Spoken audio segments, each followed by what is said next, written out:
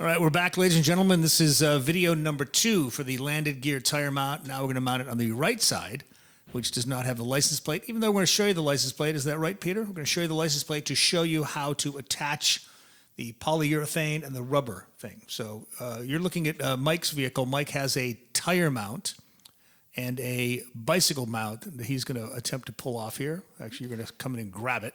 Yep, he's removing the. It's almost like a scissor extension to the toe ball. And so that's what he would put his bike rack on. He removed his other bike rack. Okay, now you're removing, just like the other one, removing the screws from the plate that holds on the back panel, because you've got to drill through the back panel. And of course, don't lose the little plastic caps. Don't lose those screws. Yep. And we're going to get rid of this piece here, shove it inside a safe place, and then move on to removing the batting. What do you call it in New Zealand? Insulation. Insulation? Wow, so in some models it's not insulation, it's foam. So you'll see different stuff. So sound dampening or whatever it is. Yeah, heat insulation. Keep the van cool. On this side, is that fiberglass there? That is.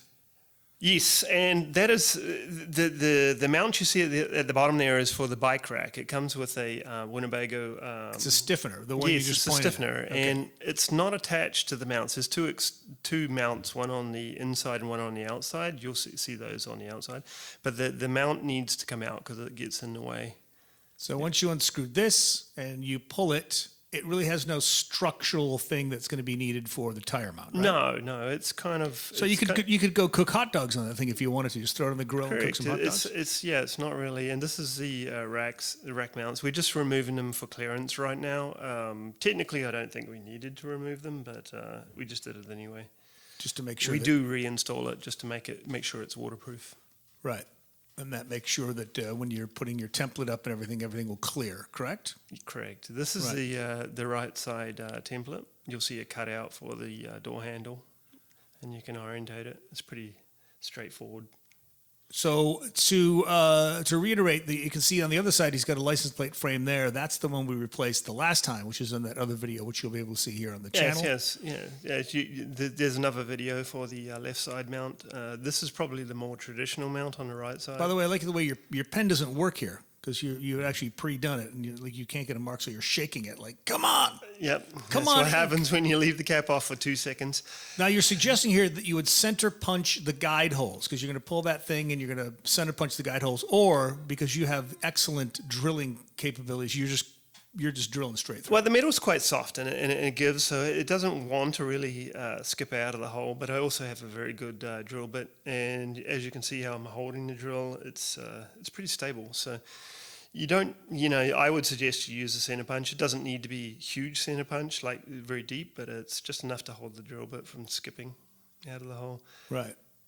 The metal's very soft and quite thin, so it's quite easy to drill compared through. to like a 50s car or a 60s car, right? Anything like that. And this is a what do we step drill bit. That's what you call it. Step drill bit. It's a 1/2 inch.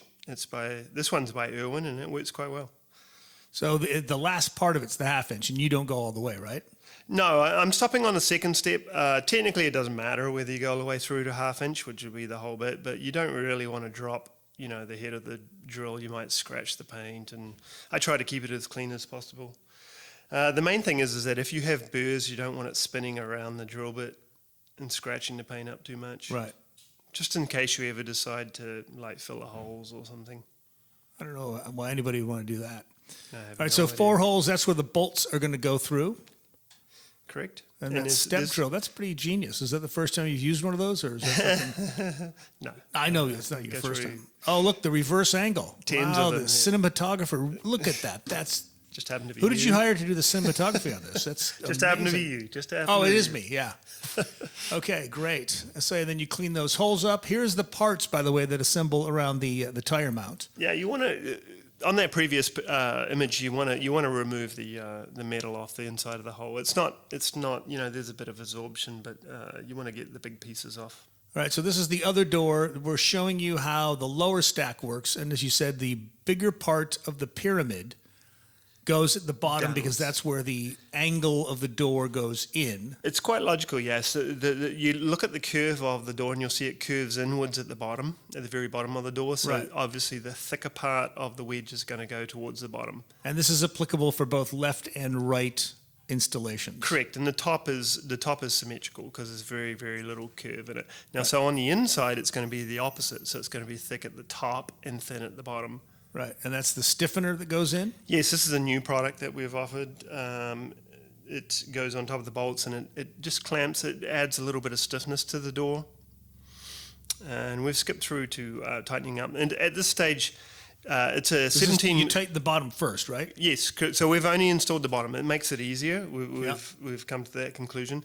17 mil on the outside and 15 millimeter on the inside, and you need 2 sockets because of the stiffener, or at least 2 tools. Looks like you guys are having a picnic there, just ratcheting at each other, talking to each other. Well, we're talking about the stiffeners. So we've skipped across. Now, this is to show you how to. Then you mount the top part. Yes. So the difference is obviously the number plate's not there, but you want to push it through, so it goes through the urethane, the solid mount, and then there's a very rubber. thin, yes, an eighth inch rubber patch or pad that goes on the inside. And you haven't completely tightened the bottom yet, right? No, So no, for there's adjustments. enough give to be able to fit this stuff through. Otherwise, it's kind of a pain.